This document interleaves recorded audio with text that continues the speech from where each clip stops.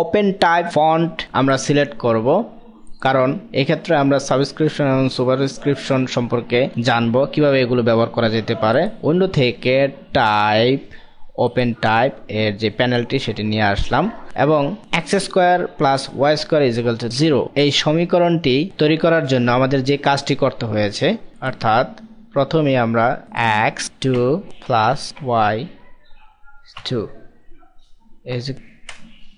এক্ষেত্রে আমরা টাইপ করার সাথে সাথে দেখা যাচ্ছে মানটি উপরে চলে যায়, কারণ হচ্ছে সুপারস্ক্রিপ্ট অপশনটি সিলেক্ট করে নিয়েছিল। যদি ডিফল্ট সেট হিসাবে ব্যবহার করি ডিফল্ট পজিশন, সেই ক্ষেত্রে লক্ষ্য করুন x2 প্লাস y2 ইকুয়াল 0।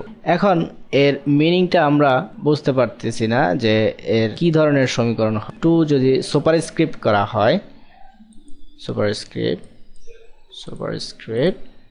তাহলে আমরা বুঝতে পারবো এটি একটা মিনিংফুল সমীকরণ। এভাবে বিভিন্ন ধরনের গাণিতিক সমীকরণগুলোকে আমরা করে নিতে পারি। আবার লক্ষ্য করুন ডিফল্ট হিসেবে পজিশন সেট করে নিতে হবে H2, অর্থাৎ পানির সংকেত হচ্ছে H2O। 2 আমরা সাবস্ক্রিপশন করতে চাইলে অথবা ইনফারিয়র H2O। আরেকটি লক্ষ্য করা যাক, ডিফল্ট সেট করে নিলাম 2 ND, অর্থাৎ ND সেকেন্ড ক্লিক করে নিলাম।